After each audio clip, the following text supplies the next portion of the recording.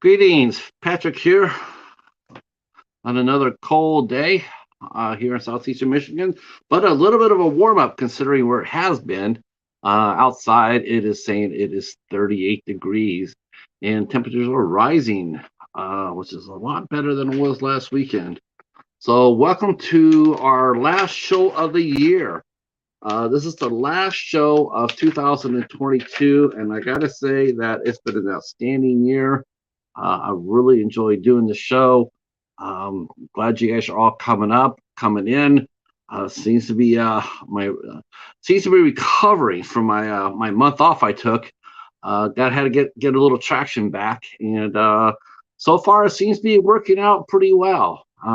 We're getting fantastic guests. I can't wait to see to show you what we got coming up for January of 2023 and beyond.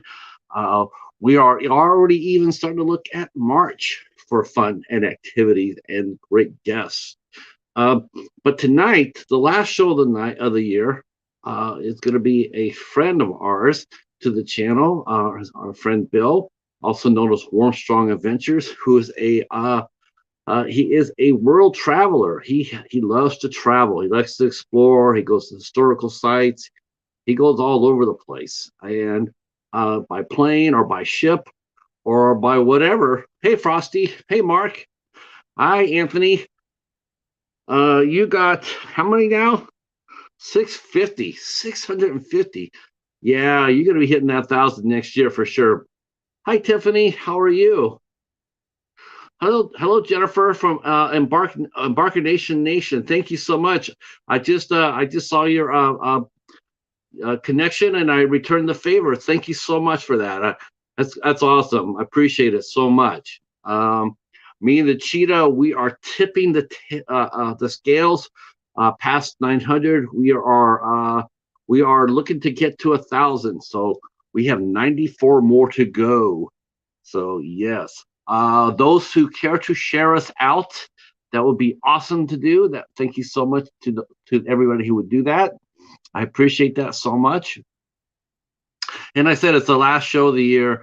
We've had some fantastic shows, some fantastic guests. Really enjoyed talking to so many different people, and we're going to keep it going next year as well. And I can't think of like I said, I can't think of a better way to end the year than with our next guest, Bill from Warmstrong Adventures. Super nice guy, smart as hell, compassionate, passionate, and he'll be here talking about his travels. So it'll be let's see, yes, isn't that something else? Yes, remember that too. That's a good thing to say, Mark. Those people who can connect with us, you have to hit the notification bell. It's really, really important. Hit that bell. Just to sub without hitting the bell is not doing people very much good because you don't know when they're doing shows. If you hit the bell for me, well, you'll know whenever I have a new guest on, and you don't know who I'm going to be talking to week. That's the beautiful thing about it. So if you hit the bell, though, you can come over and check out who we're talking to. We have all sorts of fun guests here on the show. You can check out our playlist. I broke it up into 25 interviews per block. So if you guys want to catch up with who we've talked to, feel free to go to the playlist and pick out any of the nine blocks I have, and take a listen to it. You can listen to it, you can watch it, or you could just listen to it like a podcast. We're hearing more and more folks talk about that they've been listening to the show like a podcast, like a radio podcast. And I do appreciate that too, because that's what we're trying to do. When you're cooking in the kitchen, or you're working on your car, or feeding your puppies, or going for a whitewater rafting trip, or down the river, just put on one of our interviews and have fun with it. And speaking of that, we had the Butt Files walk in. They were a guest on the show as well. They're also explorers and adventurers, very much like Bill is. Uh, but they do theirs a little differently. They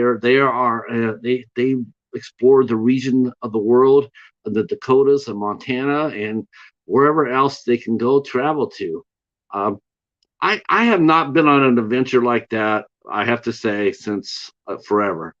Um, I mean, I've been in a few places. I've been nothing outside the U.S. Except for a trip to.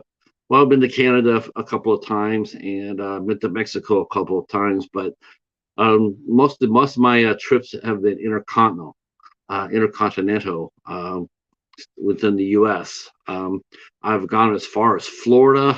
Um, and furthest north, I think furthest east I got would probably be Washington D.C. Hey, Grubby, how are you, sir? Glad you're here. Glad you're here. Um, I think that's probably it. I like to travel. Me and my wife, we like to travel, and my wife was a traveler.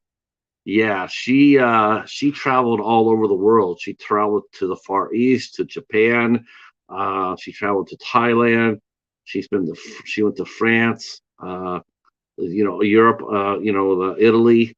She went everywhere. And that was one of our goals, was to actually go out there and do some traveling. But life had other plans, so we didn't get to do that.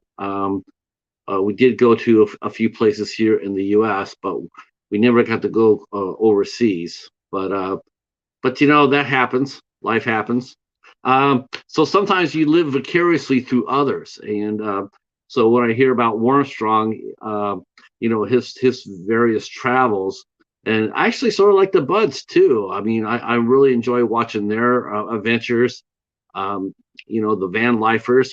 We've interviewed Marshall from Mellow Nomadic Adventures. We've interviewed uh, uh, uh, Keith from Fit for Expedition. So we've interviewed a couple of van lifers, and yeah, it's always fun to see what they see through their eyes. So Mark the Shark, of course, also a traveler. He has been to Hawaii many, many, many times, and I don't know. How about you guys? Where's been the best vacation place that you guys have been? Hey, traveler, how are you? That's a good question. What I'm going to ask to you in the chat here is, what has been your favorite vacation spot? Where did you go? Where did you go? And what did you see? What did you see? Favorite vacation spot. And while you guys are dropping that into the chat and sharing us out, I will let you know what we're coming up on the channel.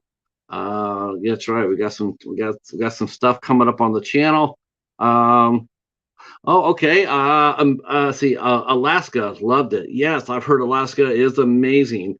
I really, really want to hope that climate change can be stopped. Can be changed enough to save it, because it is a concern. The ice is melting at record pace, and the wildlife is up there is suffering. Hey, Echo, how are you? Echo Zero in the house. He'll be coming on after we are tonight. He has the Echo Side coming on, another another live stream podcast type show. He will be coming on after I am. So if you want to go over there, Echo, and drop your channel in the chat, so people can maybe go over there and check you out after we're done here, that would be awesome.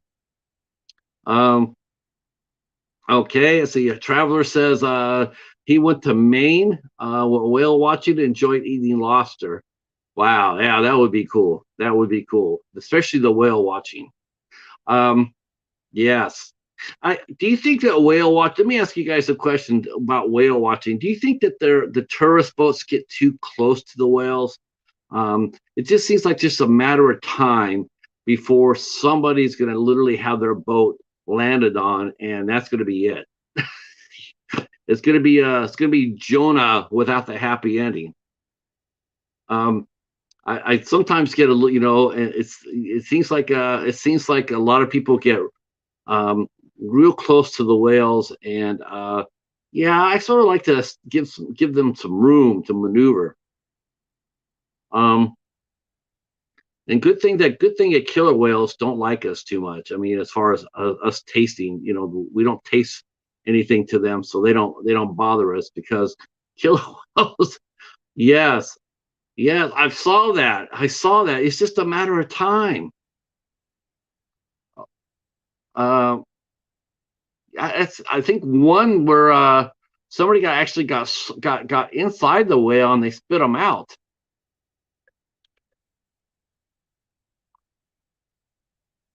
Hi, Betty. Hey, Gizmo. Oh, okay, awesome, awesome. Thank you guys all for coming up tonight. I really do appreciate it. This is our last show of the year. Thank you for coming out and hanging out with us. There's our good friend Rick from Underground Sabrosa, yet another guest, a former guest. I am Betty J. Gathers has also been on the panel, has also been in the hot seat, asking her as I asked her 8 questions. So I'm looking at there and I'm seeing a lot of familiar faces. Uh, uh, uh, Glad you guys are all here. This is going to be a lot of fun. A lot of fun. Feel free to share us out. And I'm going to go ahead and let you know what's coming up next week. Next week on the channel. So Sunday the 1st on the Midnight Society will be being hosted by our good friend JT, aka the Nat. He will be hosting us on the 1st of January for underappreciated horror films. So that'll be a lot of fun. That'll be at 8 o'clock on his channel. Tuesday the 3rd of January. It's our first show here for 8 questions with first show of the year, and we'll be talking to actress, model, and active military member Alejandra Norris will be here with us at 8 p.m. 8 p.m. will be here with us. She, like I said, she's done movies. She's also an in-demand model, and she is also a active member of the military. So she'll be here on Tuesday the 3rd. On the Wednesday the 4th, we will be talking to actor Galen Howard. Will be here. Galen Howard will be here. He has done a lot of fun things such as Brooklyn Nine-Nine. He's popped up in the Marvel Universe, MCU, and he has also popped up in the Star Wars universe. He has been in the series, the Book of Boba Fett. So he'll be here on the 4th. We'll talk to him about that. On the 5th of January, Thursday, all these shows are 8 p.m. Eastern time. 8 p.m. Eastern time, unless noted. And on Thursday the 5th, we will have a screenwriter, librarian, Richard Pierce will be with us, and he is a very talented writer. He sold 8 of his screenplays last year. 6 screenplays last year. They got made into they either were made into movies, in the process of being filmed, or soon to be going to production real soon. So we'll be talking to him on the 5th of January. On the 8th of January, Sunday, we have a special matinee show at 3 p.m. 3 p.m. On Sunday. We will be talking to our good friend Kevin Kay from Tuber Chat. He will come by and hang out with us on Sunday and catch us up all the changes that are happening within YouTube. We'll also catch up what's been happening with him. And so that will be on the 8th at 3 p.m. On the 10th of this month, we will be having Tuesday. We'll be having our friend Kevin Caliber will be here, actor, model, competitive bodybuilder. Kevin Caliber will be with us. All right, so our guest has arrived. So I'm gonna go ahead and punch that button. Thank you guys all for coming out, and let's go have some fun, and let's go exploring with Warmstrong Adventures.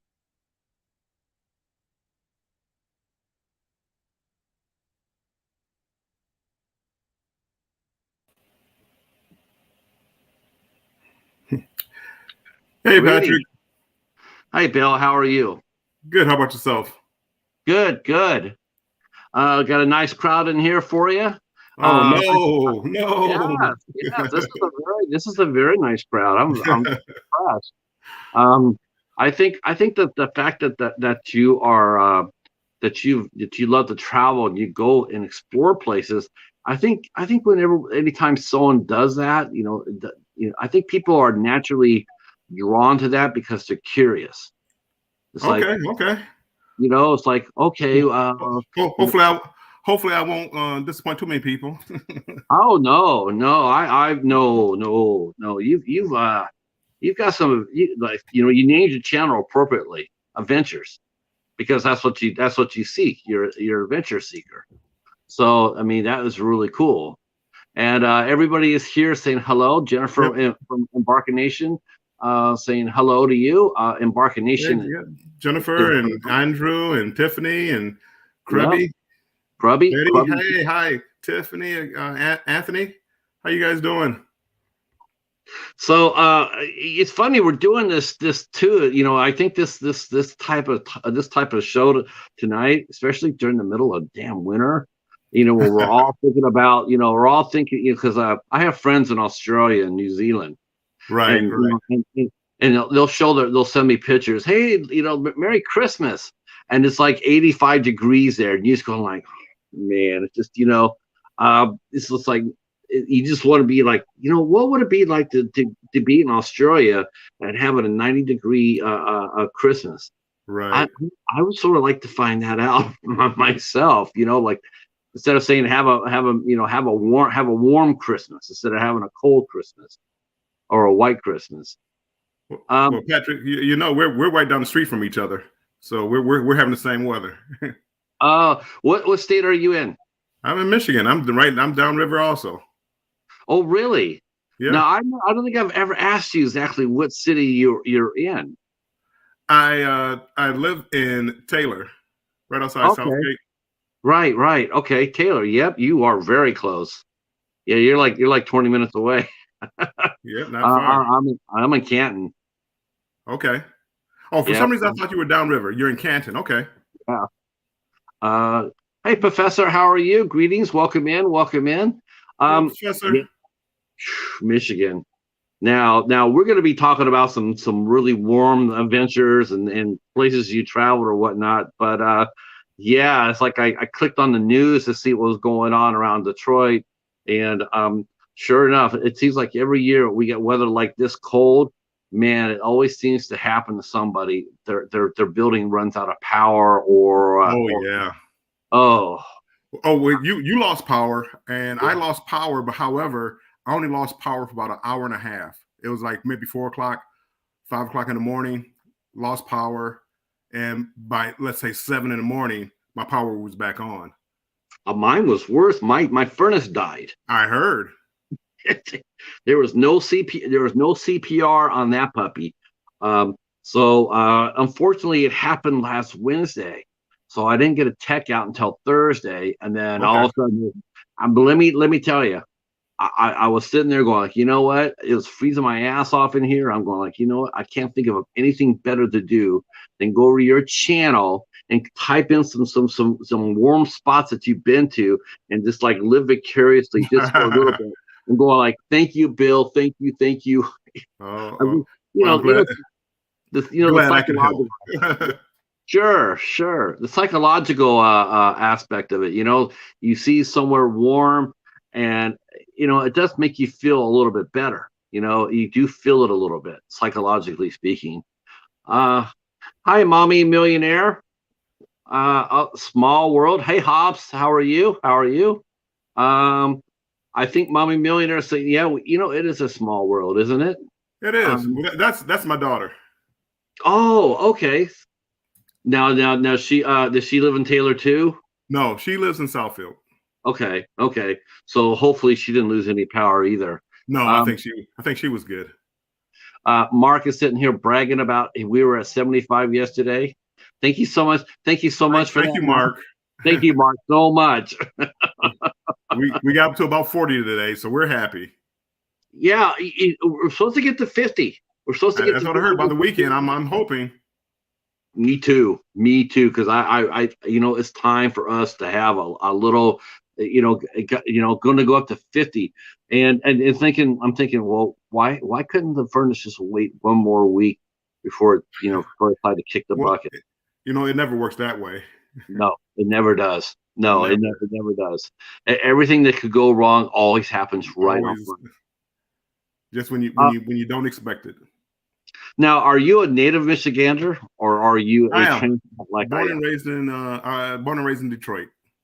I wound up moving out of Detroit, moved to Southfield, Lathrop Village. Um, after, I started working, was married, and then moved out of Detroit. Not too far, a couple of miles outside, but I consider myself a Detroiter. Sure, sure.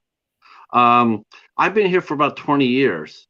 I don't go down to the city very much. I've been to a few ball games, a few concerts or Right. whatnot.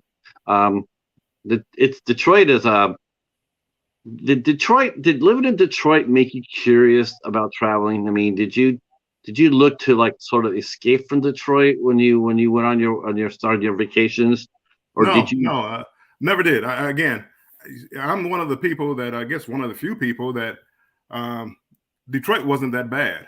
But again, I've been here all my life, haven't been out other places. Um,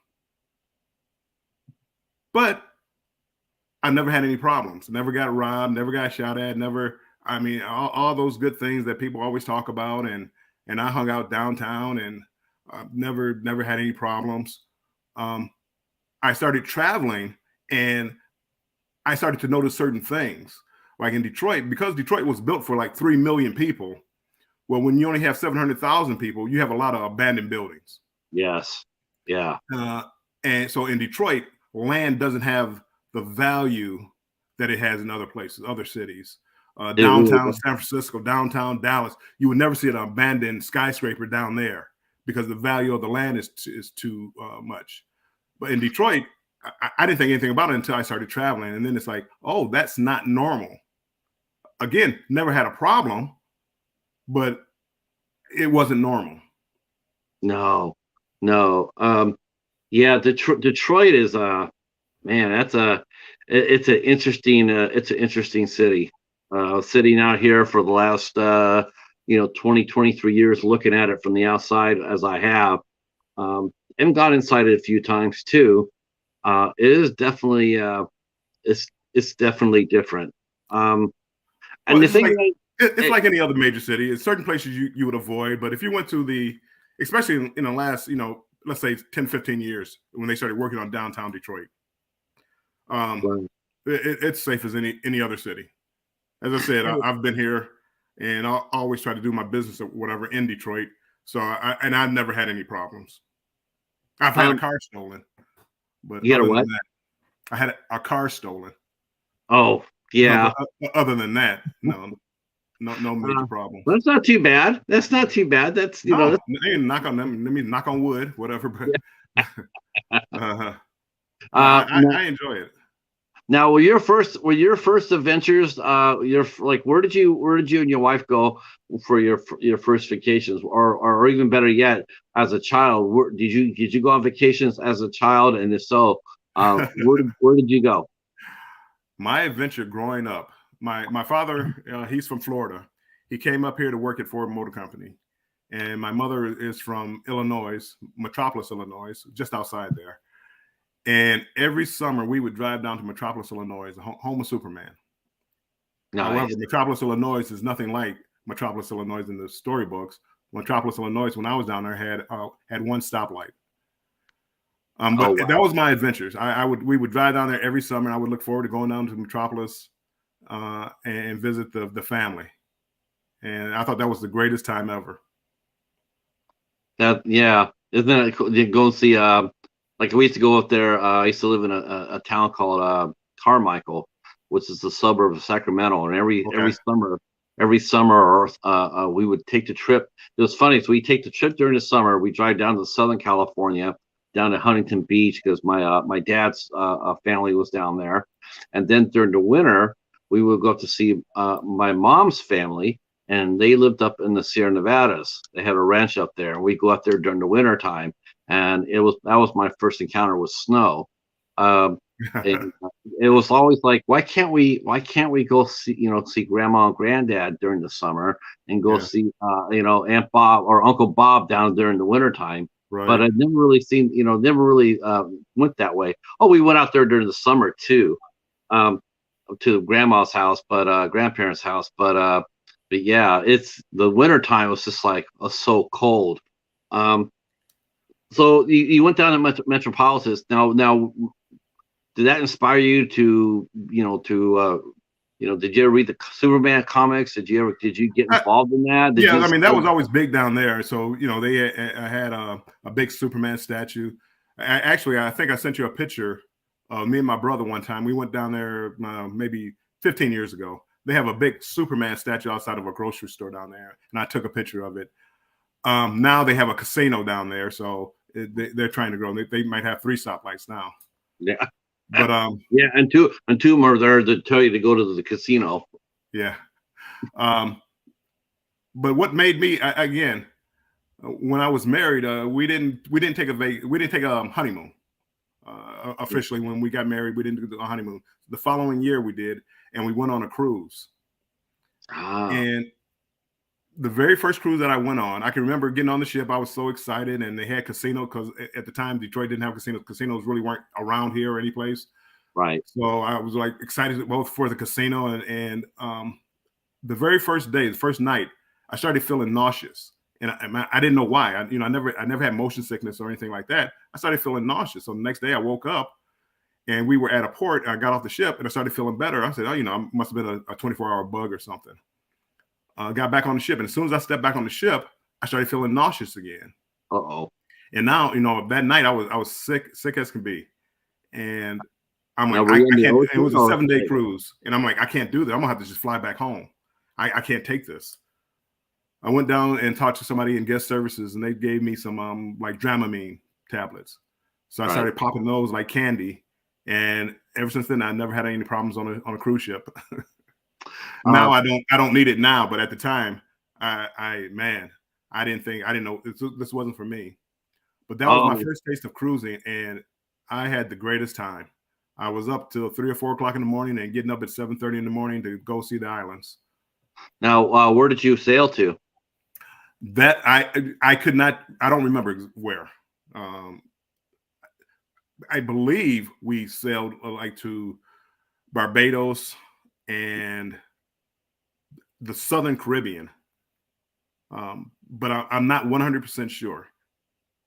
Echo saying didn't have your sea legs yet. No, Yeah, no that sea legs happens. that time. Yeah, I yeah. have my sea legs now, but back then, my goodness, it was bad.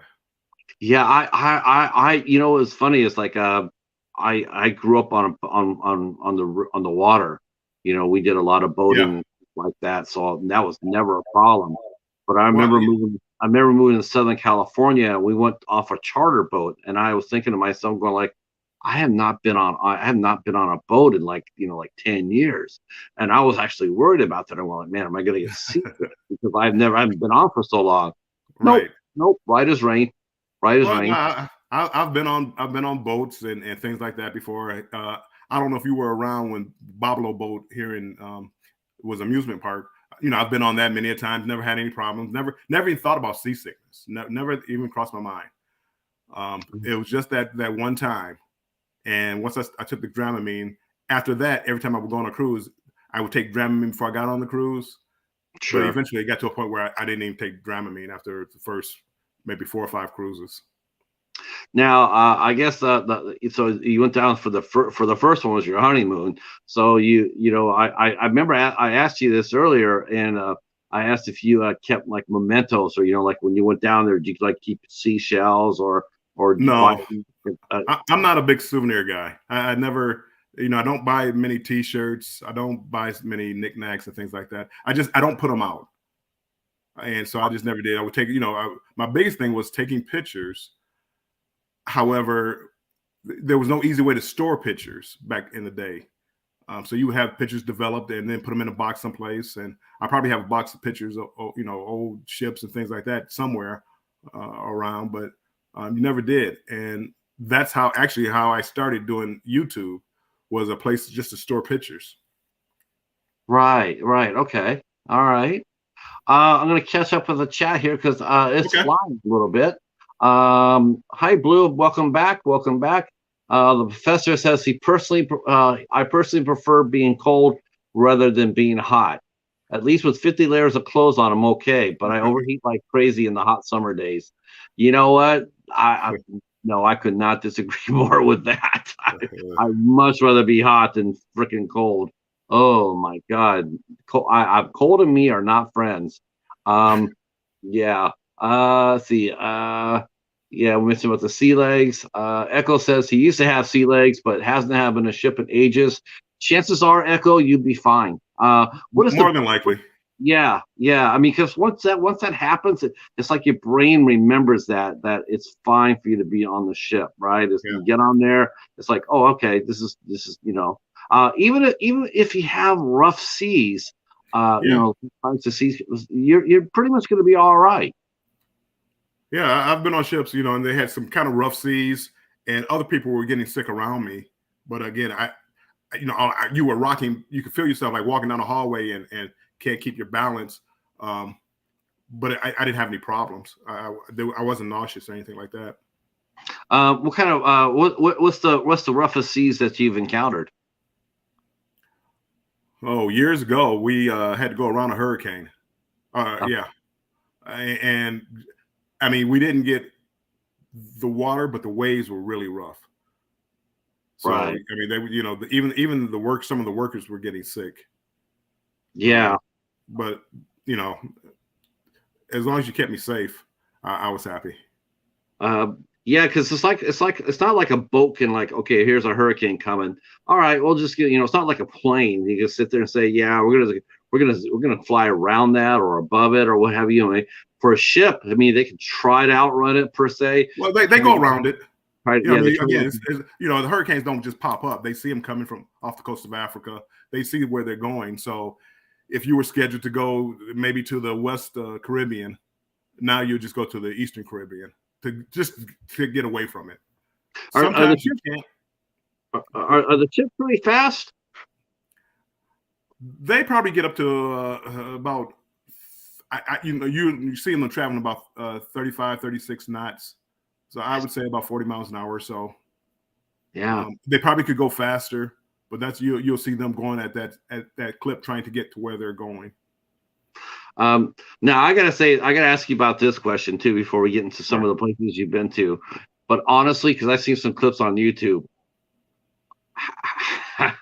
how fun is it to watch somebody that's running late miss that boat? Pier runners. It's funny but sad, especially like when I first started cruising, you didn't need the passports like you do now, and you can't get back into the country. Now, if they're off the ship and they don't have the passport with them, it becomes a major problem. So when I'm talking to people, and I know they probably just think this old man is just talking, but when I say, always stay on ship time. When I went to Sydney, Australia, we went through, I don't know, 5 time zones. But when we stopped, whatever time it was there, it didn't matter. We always stayed on ship time. The ship left at 5 p.m. ship time. It might be 7 whatever there. Always stay on ship time. But you still get people that have too much to drink or just lose track of time, not realizing that their excursion, something could happen, a truck could break down or whatever, bringing them back. And you see them every now and then, and you'll hear the names being called over the intercom. Have this person call, guest services, call this number, and they're just trying to locate them to see whether or not they missed them and they're back on the ship. Right. Because I've seen videos and they're running, and honestly, I mean, is it one of those things you don't want to laugh at someone's misfortune, but you still they do it. A lot of people you'll have people on the balconies and cheering and jeering at them, and it's fun and games. Hurry up! You're holding us up. And I mean, they're brutal at times. The passengers. Yeah, I can see because I've seen some of them running. Like some of them will be walking, and it's just like, okay, the ramp is going up, and you're walking. Yeah. What? And it's like once the ship starts moving, it's not going to like stop and go back and reverse No, and pick it's not. you up. I mean, it's gone, and you're there. Yep. Yeah. Now, has that ever happened to you? No, no. I always get back early. Yeah, Just yeah, for that reason. yeah. You don't want to be on somebody's video on YouTube. Right. Well, I Um, mean, no, I don't know. It might get some views. Like you get the video and be part of it, yeah, get some views out of it, and never know. you know that would be a terrible way to get views, though. You know, look at me running late. Look at me missing the love boat. I mean, he's just like, I want the views, but not like that. Right. Let's see. Yes, the sea is a dangerous place. See, the professor's mentioning icebergs, perfect storms, krakens, Bermuda triangles, Tuvalu. Really? Yeah. Has the hurricane been the worst storm that's not been the worst? That's been the worst weather you've seen. Yeah, that's been it. Yeah. Okay. But no Kraken sightings. No, never got lost in the Bermuda Triangle. No, not that I know of. The captain said no, so I'm assuming he knew where he was going. So Now, do you prefer flying to your destination, or do you like going Do you like going on cruise? Do you like to ship? that's Do you like funny. ship or planes? That's funny. I I always was a driver. My family growing up, we always drove to where we were going. I think the only time I can remember going on a plane with my parents was to flew up to Sacramento actually, Okay. and I can always remember driving. My brother got a job at airlines, and he had flight benefits. I was like, oh man, I would love to do that. So um, I had a job, but then I was able to get a part-time job with Delta Airlines. And I know I don't want to hear about the airlines nowadays, people. Anywho, I got a job with Delta, and it changed. It actually changed my life. It was like it's the greatest job that I've ever had. I mean, literally, it's being able to fly wherever you want to, whenever you want to, cheaply or free. Oh, I fly. what did you do for the airlines? I was a gate agent. The guy who boards the aircrafts Sure. or rebooks your ticket. But that allowed me to even like my kids. Up until my kids were like 24, they could fly with me for free. So I mean, we went to Dubai for Thanksgiving one time, and Paris for Valentine's Day, and just to have dinner. And just being able to fly like that, you would think I was a millionaire. People always ask, well, how were you able to do that? And it was like, because they knew what I did for a living. It's like, well, you don't make that much money. You're a civil servant. You can't make that much money. But that was how. So it changed the way that I looked at things. So now I fly. I don't drive anywhere. I went to go to a football game in Cleveland, and it was like, okay, I got to fly down. I could have drove down in 2.5 hours. I'd rather get to the airport 2 hours early and fly down than drive down now. So it changed over my life. I'm a flyer now. Now, how many places have you gone to as far as flying goes? Where are some of the other places you've been to other than? I mean, Paris. It sounds like crazy. You literally flew over there, had dinner, then came back the next day. Maybe a day and a half, 2 days. We went there, went to the Eiffel Tower. Like the first day we rested. Next day got up and went to see the Eiffel Tower. Went and had dinner, and then the following day came home. That's crazy. That's so much fun. And did it for now you get to fly what do they call it? Deadheadings? Is that we fly standby. Standby basically it means that if there's an open seat on the airplane, we can get on it. Okay. So my kids and I, we flew to Paris, and don't tell anybody I told you this, but they had open first class seats, so we all sat in first class for $39 each. Wow. So I mean, I have some pictures of them. They enjoyed their life when they were under 24. Sure. Yeah. I mean, it's I mean, I guess the pandemic. I mean, I guess that really threw off affected everybody's, their plans or their vacations or what have you. I mean, It did. and the airlines have just they seem to have been, they're catching up ever since. And now they're saying that 2023, opening up all the way now, and Right. the tourist season is supposed to be just off the chain now, for next year. Um, it's what are some of the suggestions and ideas or tips or hacks that you have? How did you prepare to go on your vacations, and how did you save time and money in doing that? Well, and again, time and money. What money was, I worked for the airlines. I'm retired now, but I did. Um, the biggest thing I would tell people is to don't put pressure on yourself. Don't if you have to be on at a cruise port Friday, try to go down Wednesday or Thursday if you can. I understand people work and they may not be able to get away, but if you go down, you have to be at the port Friday, and you try to go down Friday. And there's one or two flights that can get you there. So if a flight is delayed, if there's weather, if there's a mechanical issue, if there's the pilot got sick or whatever reason, you just missed your cruise. And you're blaming the airline and all this other and we can't do it. And go early. Don't put that kind of stress on yourself. Wherever you go, wherever you're traveling, if you're driving, give yourself some extra time. Don't try to kill yourself. And that's been my philosophy all throughout life, was try not to put that pressure on me, or be willing to pay the price. Because I have gone down the same day for a cruise, but I was willing to accept the fact that if I missed that flight, I'm not going to go on my cruise. There was nobody's fault but my own. I don't believe in one thing in life is I don't want to blame other people for whatever happens in my life. Right. So If I you miss go a on a flight, cruise, or if an airline has problems, it's on me, because I chose that airline. I chose to fly during inclement weather. I chose to fly, and they're coming out of a pandemic, and they're short of staff and short of pilots. And if you get into the airline industry, those pilots, it's like a ripple effect. If a pilot's in Detroit, he flies to Dallas. Well, in Dallas, he's flying someplace else.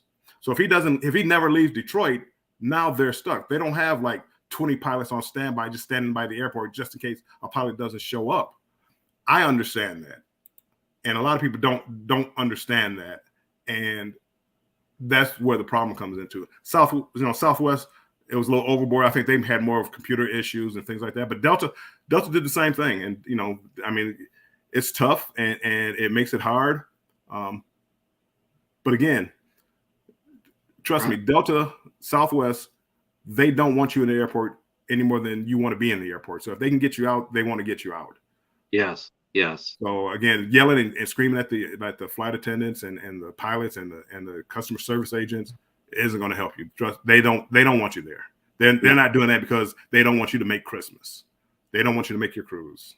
So just take time. They do. They would. I've never seen anybody. As far as the airline goes, I've never seen anybody just sit there and wish somebody wouldn't be able to go. They seem to have been over backwards to make sure that you do go. I think that, they want you, right. They want you to go. Trust me, as an agent, I want everybody from in front of me away from me. Get on the airplane and be gone. Right. Pass them on to that. Pass them on to somebody else. The professor mentions call him crazy, but I actually enjoyed lockdown. Having social anxiety, it was great working from home and just chilling in my own space. Traveling stresses the hell out of me. Yeah, I'm sort of like that right now too. I don't really venture too far out of my outside my zone. My zone is very, very tiny, very tiny. It's changed me also. Before, I never even thought about it, but now being around people, I'm more conscious of being around people. And the habits that people have, not washing their hands and things like that. Actually, my last cruise, I just got off a cruise a little while ago. I came back, I had COVID. The first time in 2.5, 3 years, first time I ever had COVID.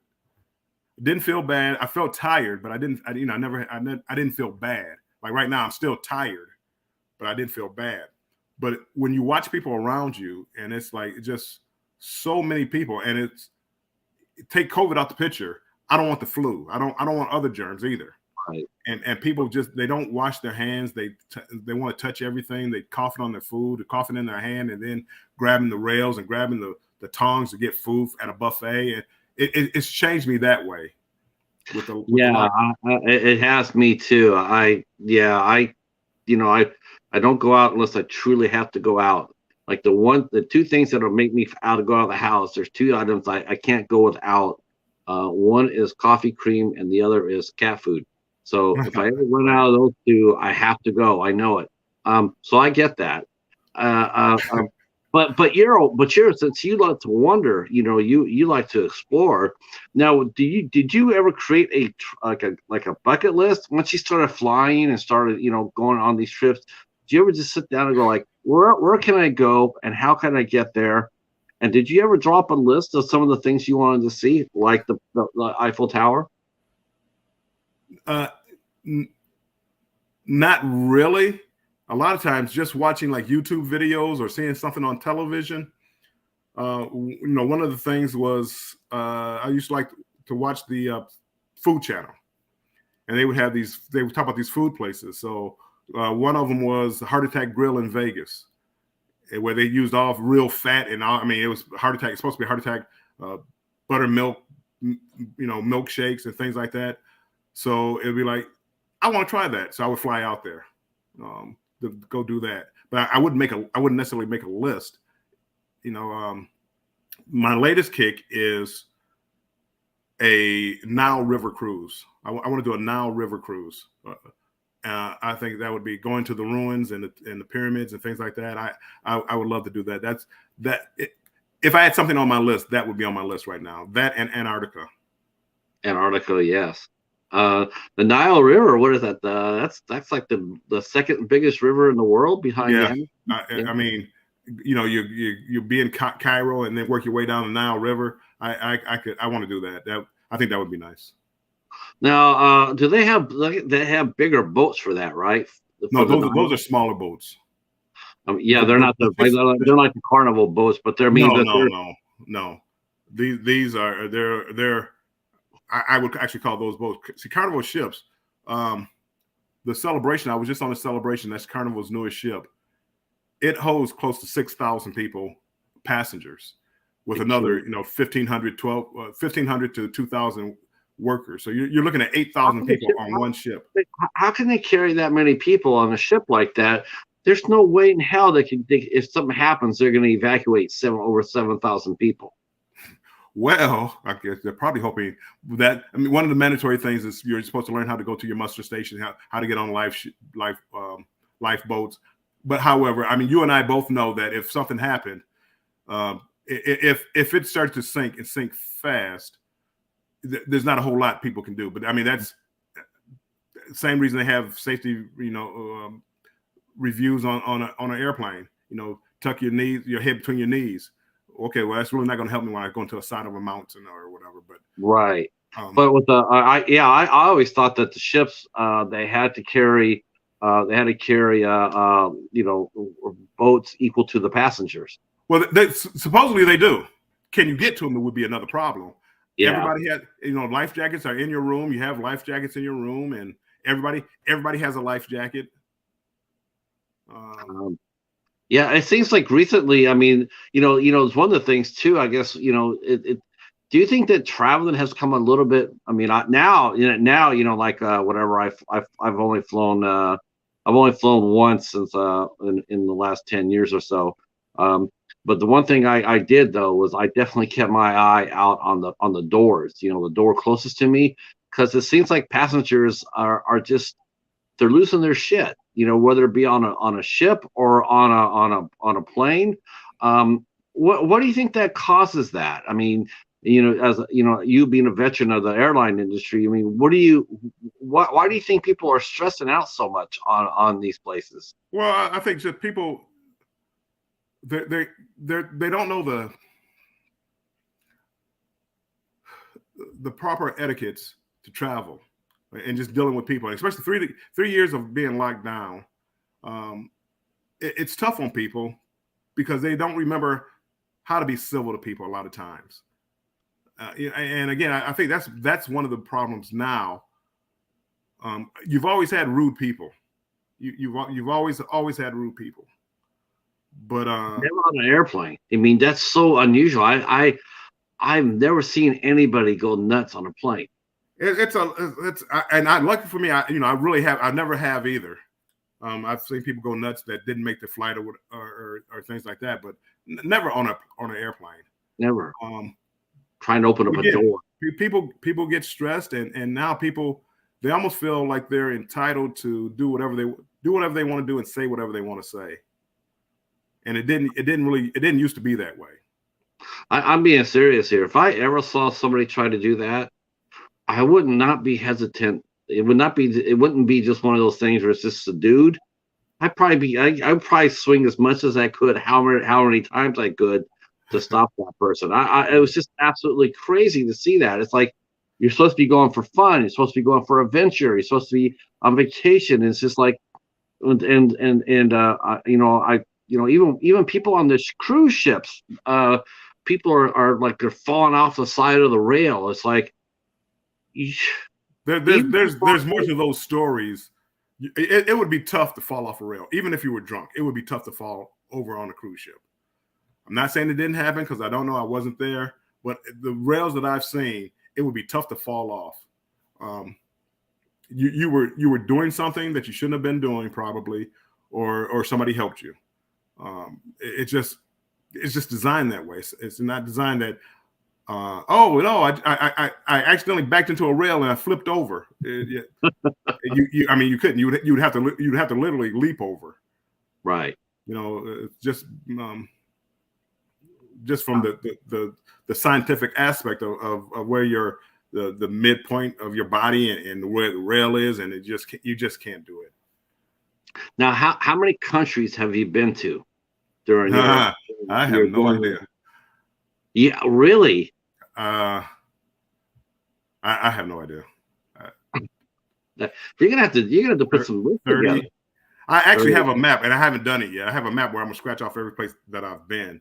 But like the Caribbean, it's been so many of the smaller countries there. The Bahamas, Barbados, Honduras. St. Croix, St. Thomas, St. Martin. There's just so many. Oh, St. Martin. Oh my gosh. Have you landed there before then, right? No, I always did a cruise like there. Oh, okay. Because I know San Martin. That's a crazy ass airport. They literally fly like feet over the beach. I think Maho Beach is where it is. It's like a beach. They flies right over it. I think the name of the beach is Maho. And people stand over there and try to get knocked down, try to hold on, and try not to get knocked down. I've seen some of those videos too. It's like they have like 747s, and when they start their engines, those are the big double-decker planes, and the jet blast is just, it's incredible, and you're getting pelted with sand and all this debris. I don't even see how it's fun. No, I don't. Yeah, it's just sitting there going like, what do you think you are? An episode of Jackass?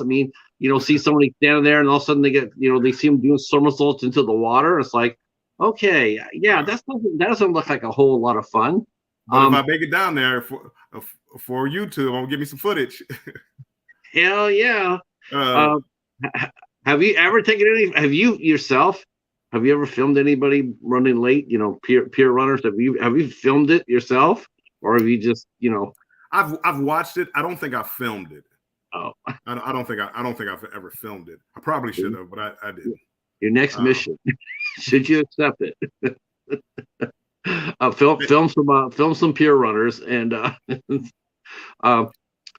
asked the question as far as my favorite place. Yeah. I was gonna say, what are some of the most? Have you ever gone on a trip? When you plan out your trip, do you plan it out on what you're going to see, budget, ambiance, Uh, I do not. you Usually, I just don't. you close your eyes and just throw a dart at the world and then go Well, there. usually I heard something or somebody said something about something. My son and I we love football, so the Lions a few years back played in London a couple of years in a row. So we went over to London a couple of times, and very expensive, but because they spoke English, it made it easier to get around. Right. I loved Paris and I loved Madrid. Both of those. Paris, people say French people are rude. They were very helpful to me. I mean, they couldn't have been nicer to me. Beijing, I went to Beijing, and Beijing was kind of just the opposite because, and again, I'm in China, but I didn't speak Chinese. However, I'm at a hotel, and now nobody seems to be able to speak English. But as soon as I got to the shopping, to the markets, everybody spoke English. Oh yeah, So, yeah, they want that money. So it was tough trying to get around. And the signs they aren't in words. If you go to Paris, it's French. La Fleur Street. Well, I can read La Fleur Street. I can get off on the subway or whatever it is.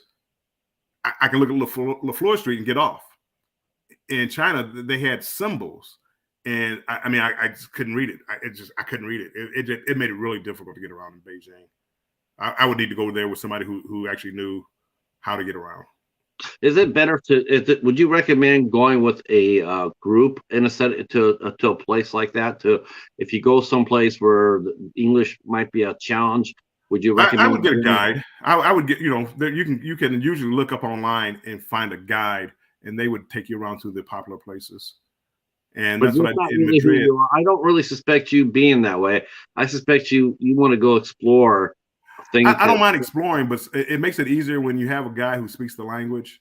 Right. And you can tell them what you want to do and where you want to go. I did that in Panama, and it made it a lot easier. And you try to pick up on a few phrases and things like that, but no, I mean, I had a great time in Madrid with a guide, and it made life easier. I've gone places, Beijing and Italy. In Italy, I was at a hotel, and again, nobody's really spoke English, and I get a cab driver, and I'm trying to go to the Colosseum.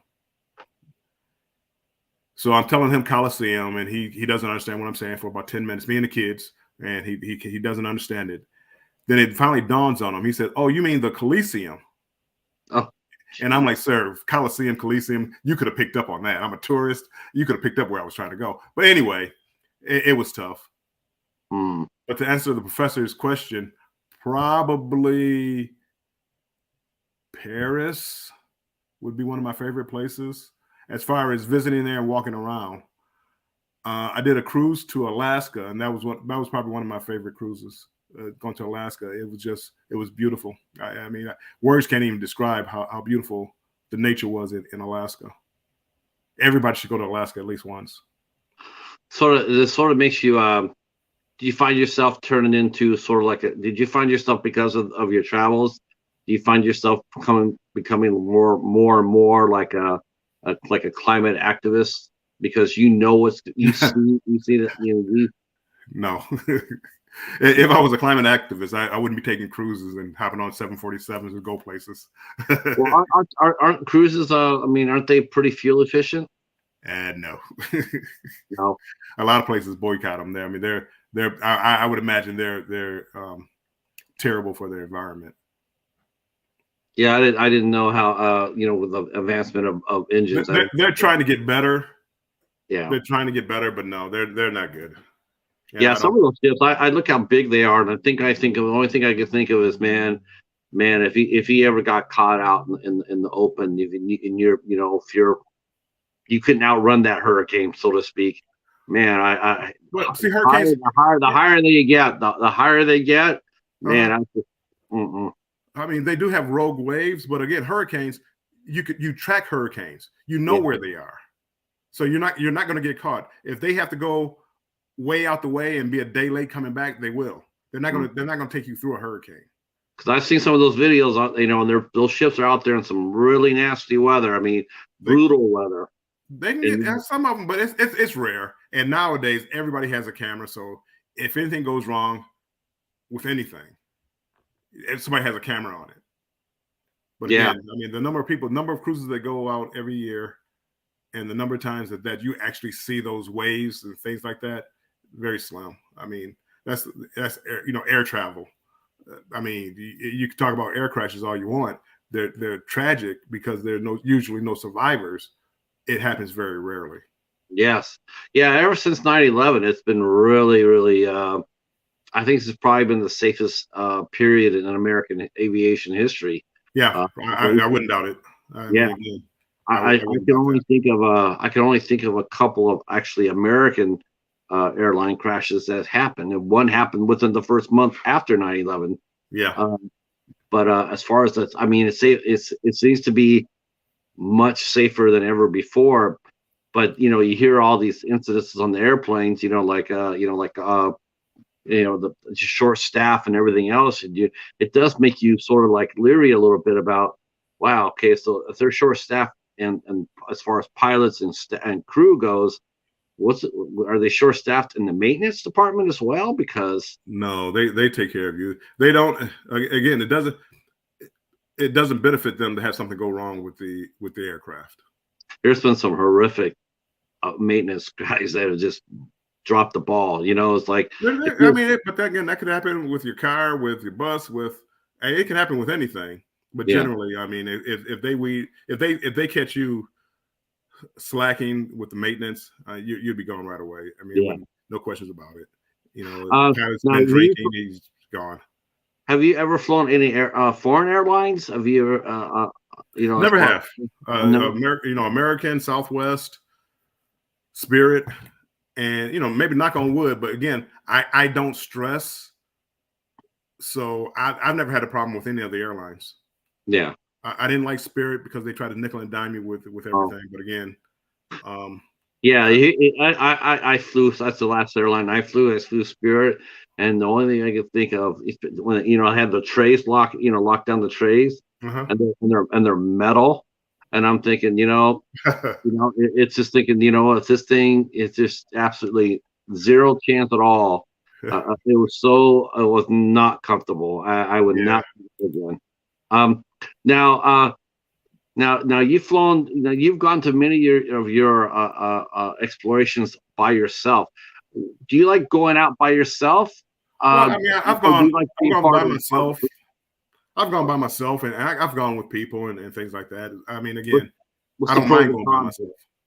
What's the pros and cons of being with a tour group, in your opinion? With tour group, you're doing what the tour group wants to do. It's like traveling with another person. I mean, again, you just can't do whatever you want to do. You have to consider the other person. If you go by yourself, you could decide, hey, today I just want to go to a beach and have a beer and a cigar, and that's all I want to do today. But if you're with a group, usually, the group wants to do something else. They want to go see sightseeing. They want to go see. And especially for me with cruising, if I take somebody on a cruise with me, or I go with somebody on a cruise, because I've been to a lot of different ports, I've been there and done that. But because I'm with them, now I feel obligated to get off and go to this hotspot. And that's why traveling alone, and especially again, because most of my travel is with on a cruise, it's easy to meet people. I mean, there's a lot of singles and there's a lot of people there, and you sit there and you talk, and you go to the sports bar and watch the Lions almost beat Buffalo on Thanksgiving Day, but you have a lot of people there, and you have one thing in common: you're all there to enjoy yourselves and have fun.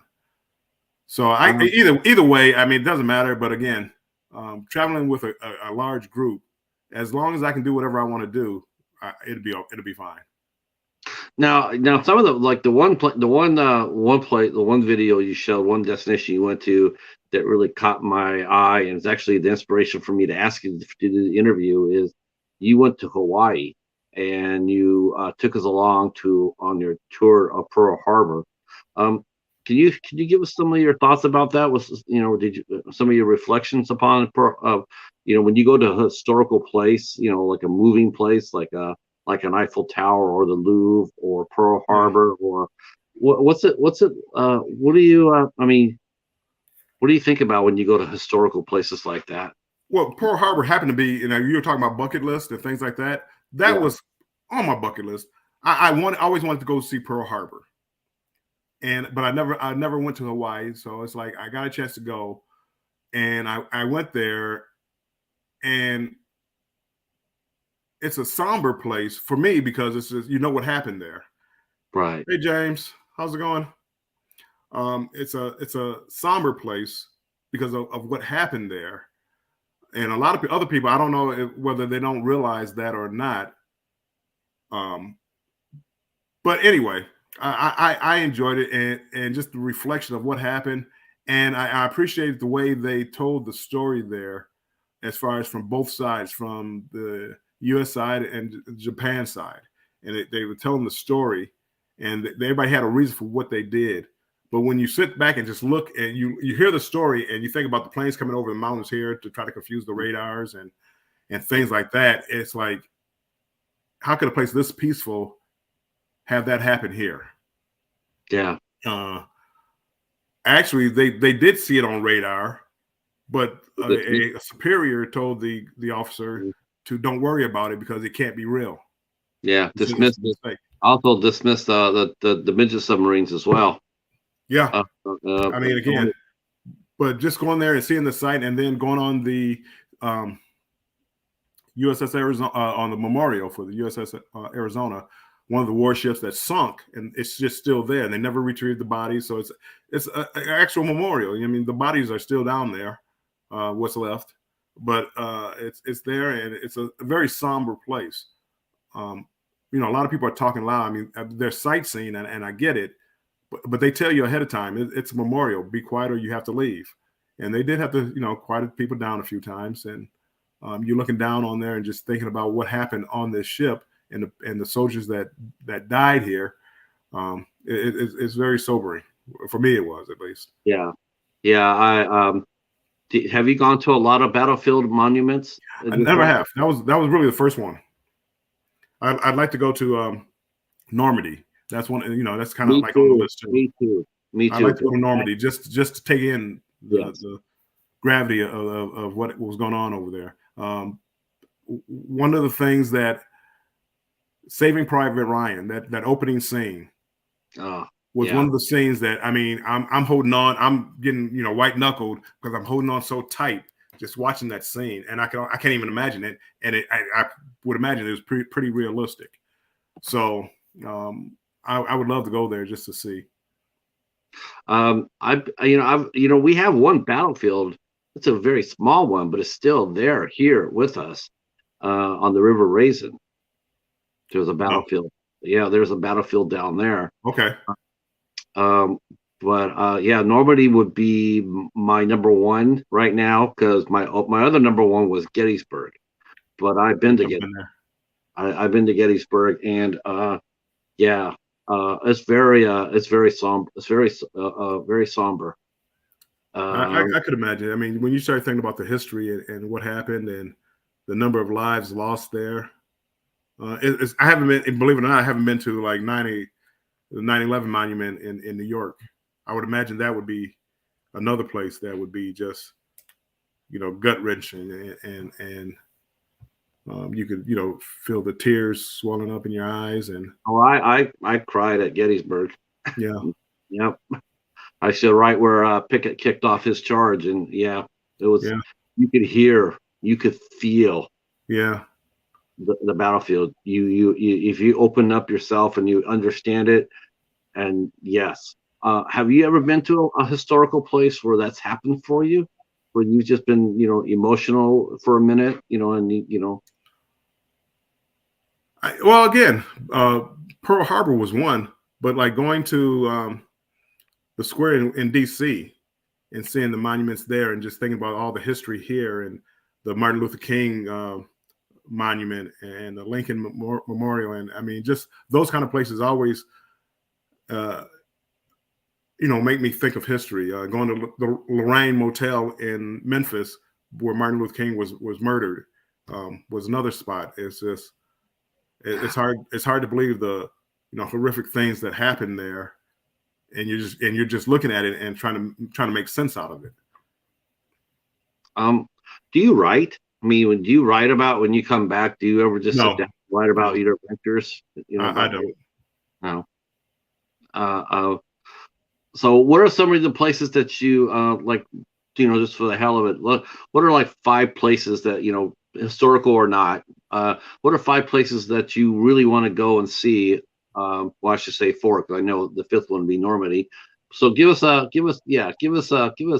5. 5 other than Normandy, because we know you want to go there. But what are 5 places you want to go see?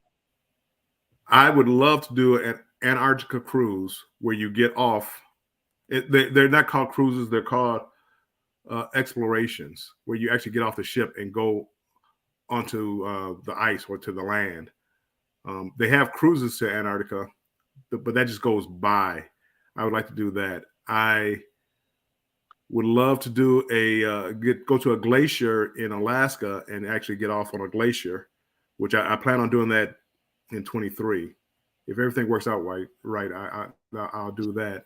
Just watch for those calving. Watch out so they don't start calving. Well, again, and I understand that is a fear of mine.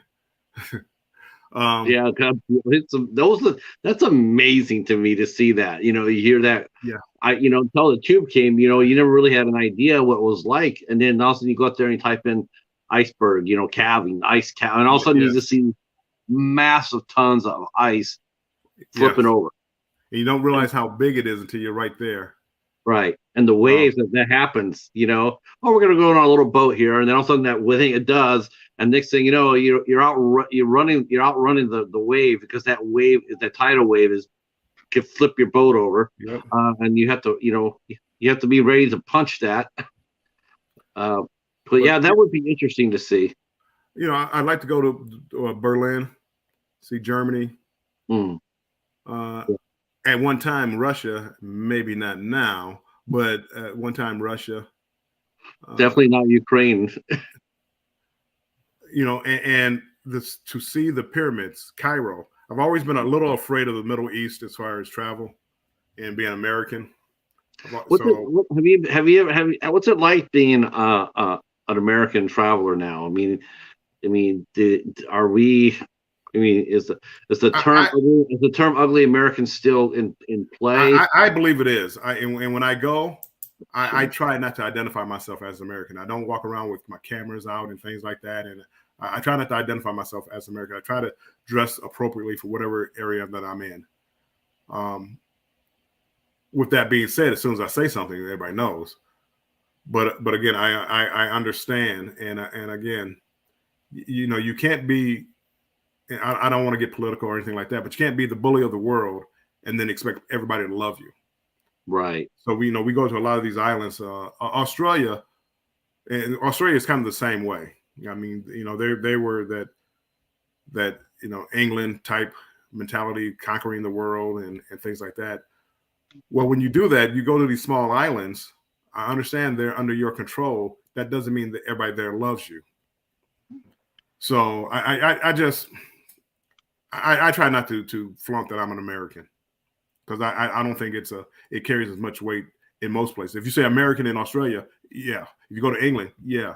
If you go to Fiji, well, maybe not so much, because I was actually thinking if you went to some of these places and you wore your Lions gear, I would think that everybody would bend over backwards trying to help you because they feel sorry for you.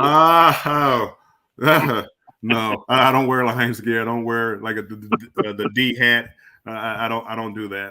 I get the biggest laugh out of joking with people, because the Lions have been so bad for so long, right, that we're not here. Imagine us all in the sports bar and people from Dallas and they're talking about how the Cowboys, how about them boys and stuff like that. I said, hey, you know what? Back when I was a teenager, they were really good. When's the last time you won a championship? They get so mad. Oh yeah, you never won anything. You never won anything. I said, well, we could be like Dallas. Back in 1957, we did. You tell me about the early 90s and the 80s. I used to give my buddy Catfish his lip about that because he was a Cowboys fan, and I sit there and say, man, I think the last time that you guys won anything, I don't even think you were around for it. And he's like, I was too. I said, okay. I don't think color was invented yet. Yeah, right. I tell my kids, it's like, because they know how big of a Lions fan I am. I just, hey, right. win one before I die. That's all I want. So now, have you ever thought about doing something like that? Now, have you ever, like, sometimes people will go around to different stadiums around the country. Have you? Has that? Yeah, I've been to Pittsburgh. I've been to Oakland. I've been to Dallas, been to Cleveland, been to Progressive Field. Is that Cleveland and Titans? I think it was Progressive Stadium at the time, but whatever the Titans Stadium is. Yeah, I've the Orange Bowl. I've been around to quite a few stadiums, trying to follow my Lions around. I don't think I didn't notice you say the Steelers first, because that's how it should be, right? I mean, if you're going to put you're going to put stadiums down like 1 to 32, it would be Pittsburgh first. Pittsburgh, and I enjoyed the history, and right off the water, and the terrible towel monument or museum they had inside, and I enjoyed it. It was a cold, rainy day that goes down there and see my Lions play, and the Lions lost. Surprise, surprise. But everybody was friendly. Again, everybody's friendly. Dallas, and Oakland. Oakland fans are the worst. Very friendly. Before the game started, they were all very friendly. Yeah. After the game, after the Lions beat them. Yeah. Oh my goodness. In Dallas, I wound up taking off my jersey because it was like walking on the side of the road. I could see getting run over by somebody. You know how embarrassing that is? It's embarrassing. Absolutely. I think so, but yeah, I guess they take the football seriously. I don't take it. I love my team, but if I sat next to you and you wore a Lions jersey, we're gonna have fun. But man, oh man, if you guys win, you guys win. It's like that. Exactly. We'll see you next time. Do people? Have you ever had to step in, like on some of your travels? Have you ever had to step in to cool down a situation between like an ugly American and one of the people from the countries?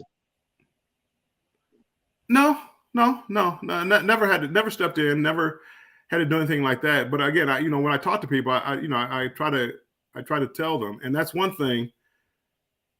One thing I tell people: go to a country where you don't know the language, and by the time you come back, you'll have a better understanding of what people come to in this country. The foreigners that come into this country and they're struggling with the English language, instead of making fun of them, reach out and help them. Right. Because I've been in Beijing, China.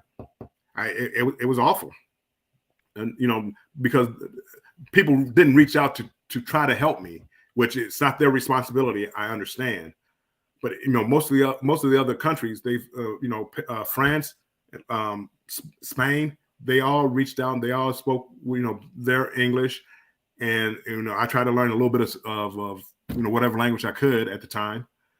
And I can appreciate that.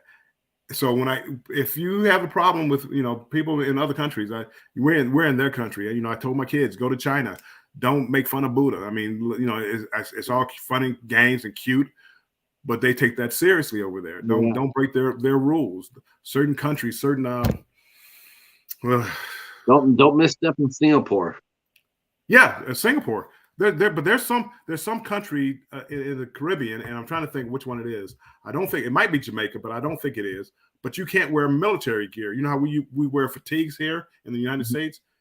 That's against the law. You can't do that. So you have to kind of learn the customs. If you're going to go to a different country, at least look up their customs and understand their customs. You don't have to believe in them. You don't have to understand them. You go to Dubai, women have to dress a certain way and things like that. Or, well, not necessarily Dubai. If you go outside of Dubai is Americanized. I mean, Dubai is Americanized.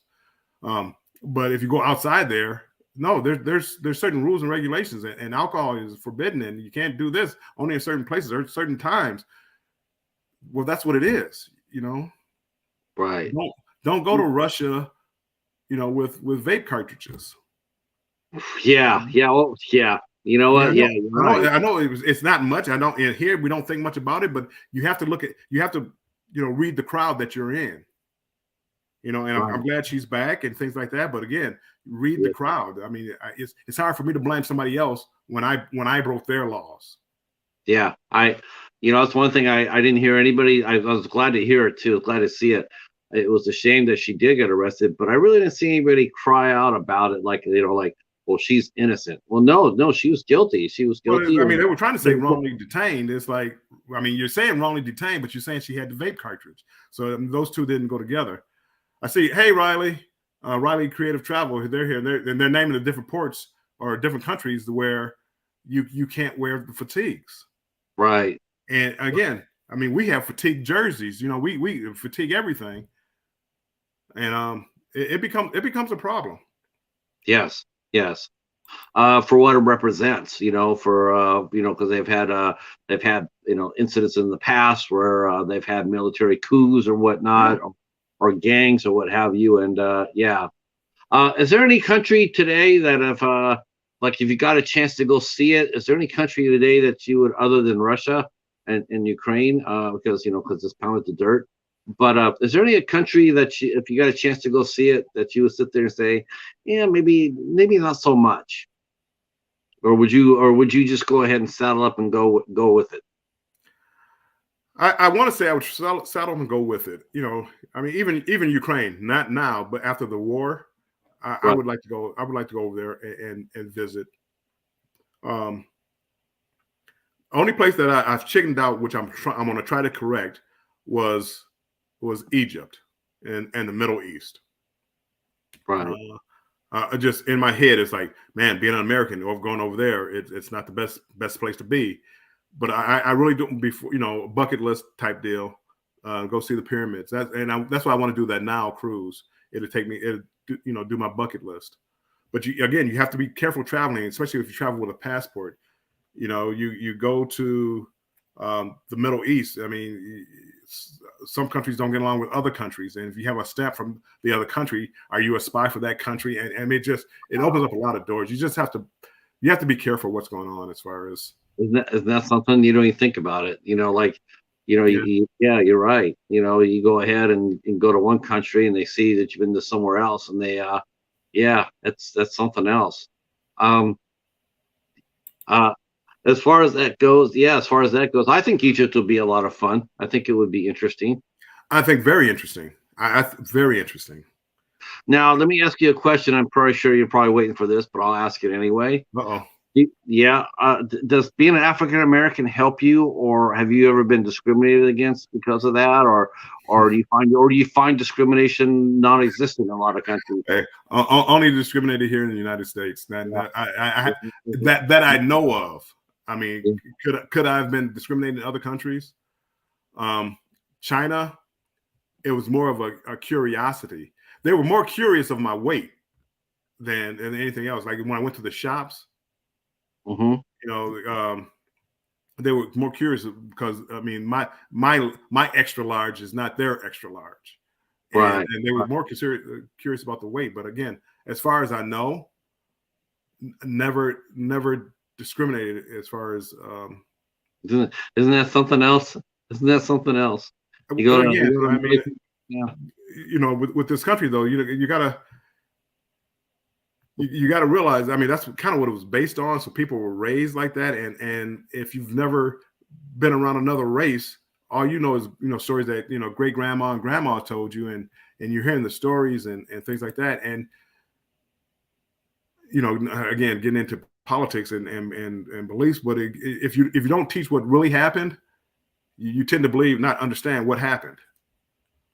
Yeah. No, I mean, I've like, never. like All the countries I've ever been in, I've never been. I never felt.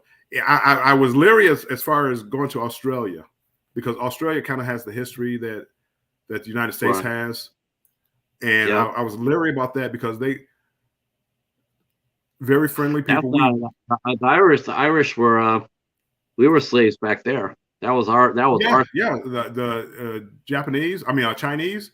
I mean, they built that country on criminal labor, which they made criminals, but instead of slavery, they just made them criminals, and yeah. that's why it's really tough to get That's how into they justified Australia. the British justified they would take Irish off the lands or whoever they whatever any political anything political or anything that people wanted lands they would just basically scoop up all the Irish, put them on boats, and send them over to Australia, and Yeah, they would work the slaves over there. Yeah, yeah, the term coffin ship actually came from that. yeah, They yeah, put the Irish on the boats, and then if they got sick, then they would the British would leave the boats in the water, yeah, and locked up, and people would die that way.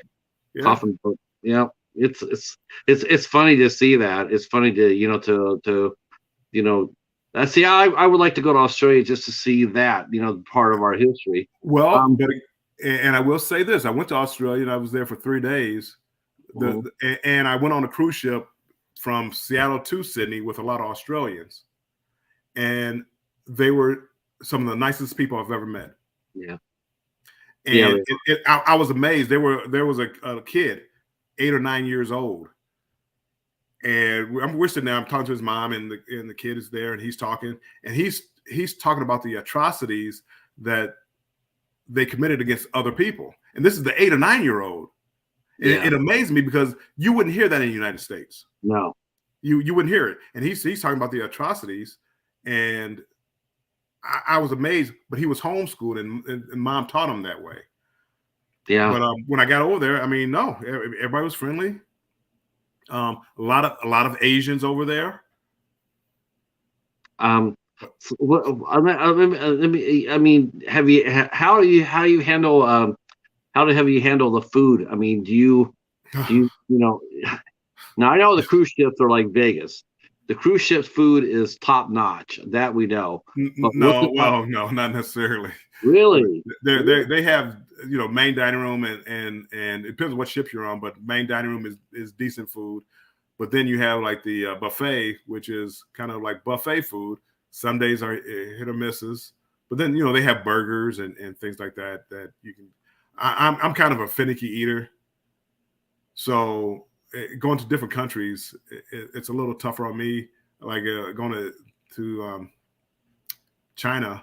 I mean, hey, just let me get some rice and some cooked chicken, and I'll be okay. And please let it be chicken. And I don't well, and I don't that's I another don't one, because it's like they start talking about meat, and it's like, well, what kind of meat? Meat. Yeah. What kind of meat? And I mean, again, You have to I though. don't do that well.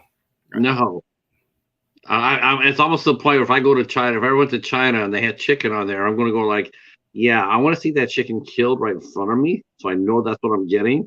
Because I don't want to take a bite of chicken and hear it bark. Right. Riley Creative Travel.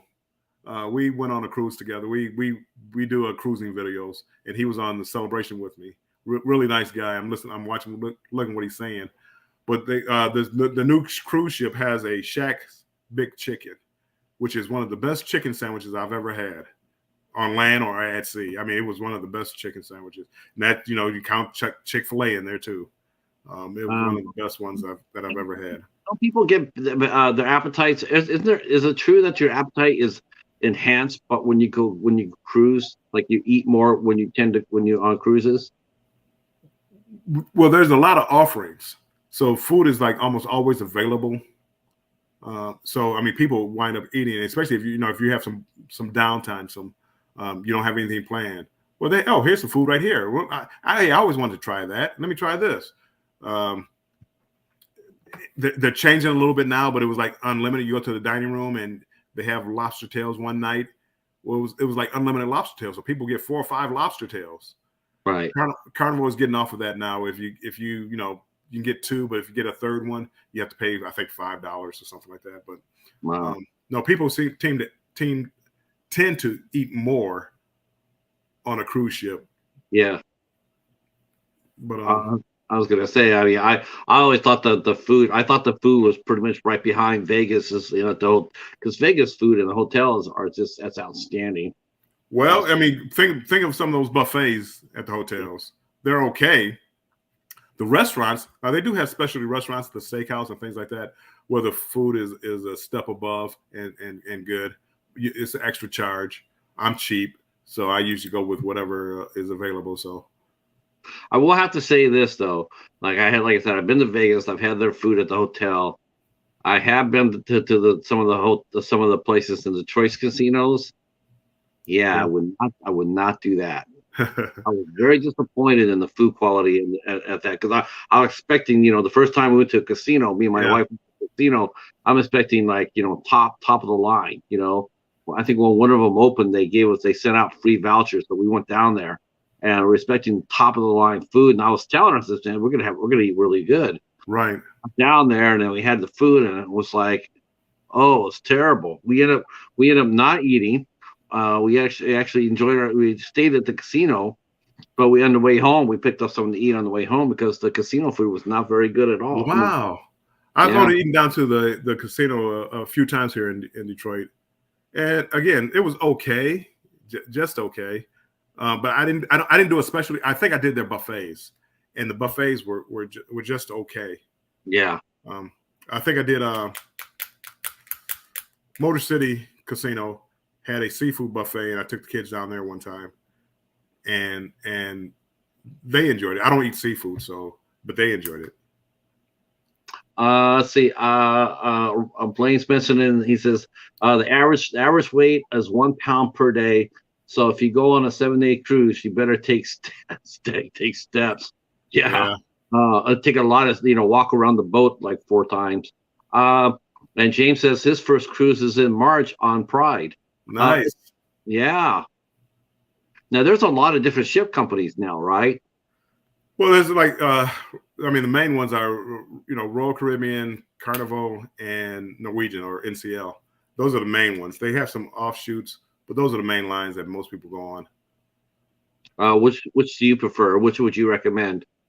I like Carnival. It's again, I'm cheap. Carnival gives a good price, and they give you good entertainment. So that's what I like, and it's usually like a younger crowd. I'm getting a little older now, so now maybe I need to go to an older crowd. But anyway, so I always enjoyed Carnival. It seemed like a more family atmosphere. Go ahead. What are the prices like? I mean, how if someone wanted to go on a cruise and they're on a limited budget? I mean, is there any way people can get better deals? Does your age work for you or against you as far as that goes? I mean, if you're a senior, will they give you discounts for that? They like for Carnival, and I'll stick with Carnival. It doesn't mean that it's for every cruise line. Carnival, they ask you like for your age, so they say a senior discount. I've never gotten that, so I don't know how true that is. And then if you live in Florida, I think they get a discount on some of their cruises.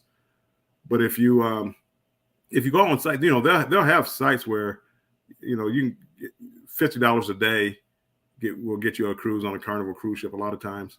So if you're looking at a 3-day cruise, 150. Well, no, stop. Let me backtrack that a little bit.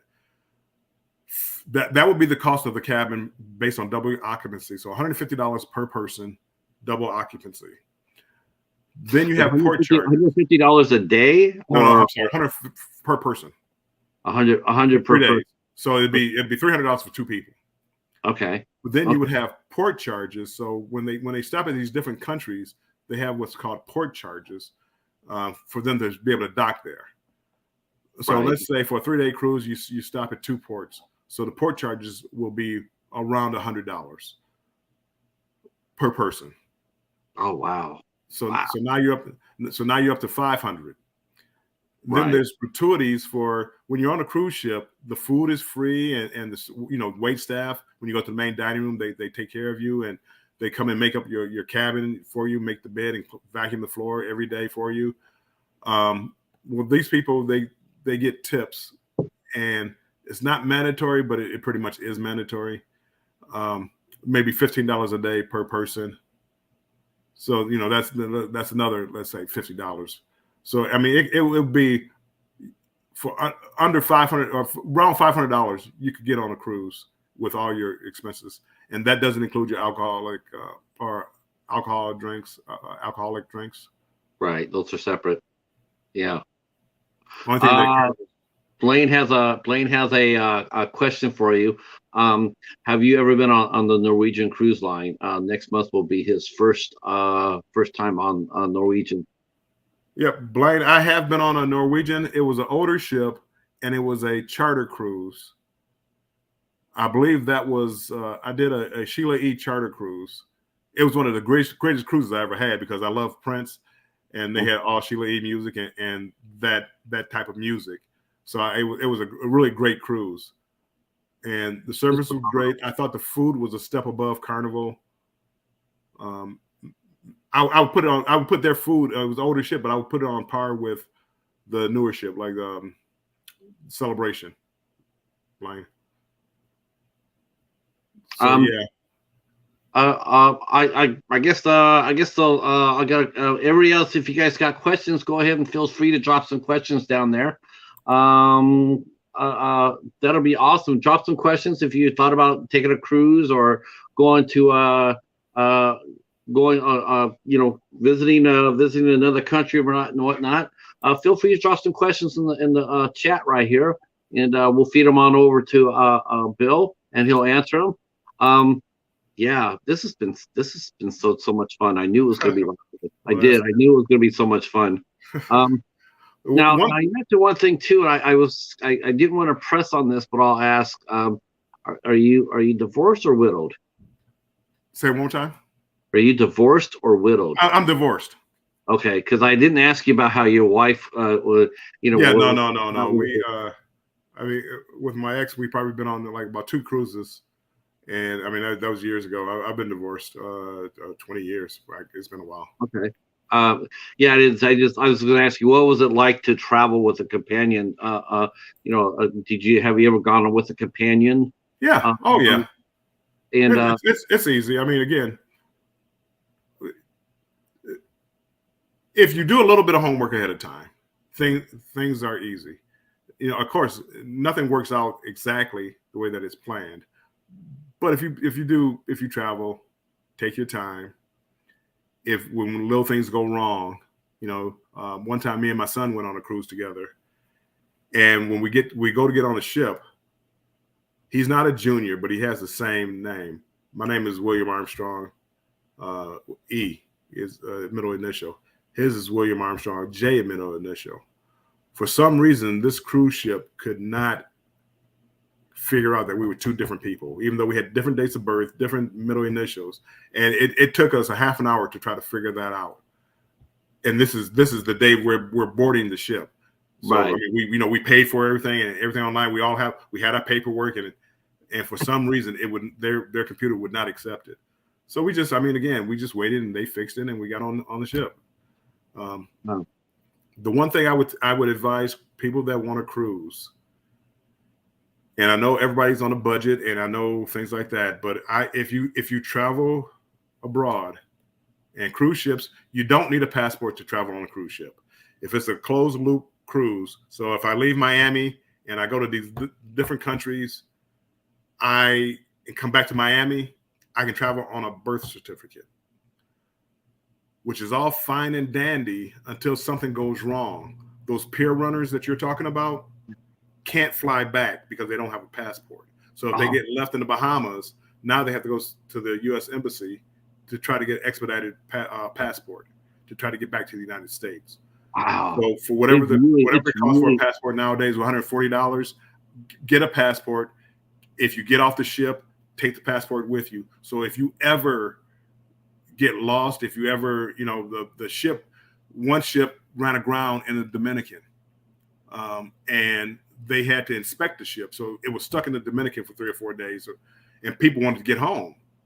People with passports hopped on a plane and went home. People without passports, they were at the mercy trying to find a way home. Right. Right. And but but I mean, they just wanted to get back home. But I mean, overall, though, if that happens, passengers don't pay any No, extra. no, it's not this. But again, no, no, no. Like when that happened, the cruise industry was going to send you home, but you don't have a passport, so you can't fly. Right. Right. So no, no, no. Yeah, it wasn't like you were going to hit the cost for that one. See, the professor has a question. This is question to Bill. If I ever decided to travel, what is a must to take on the luggage? I guess it would probably, as far as the Yes. documents go, would be the passport, medicines, and do you carry cash with you, I try to carry. I carry both. What I do is I will put. I try to travel as light as possible. So if I have one 25, 27-inch suitcase, I'll pack that with my clothes.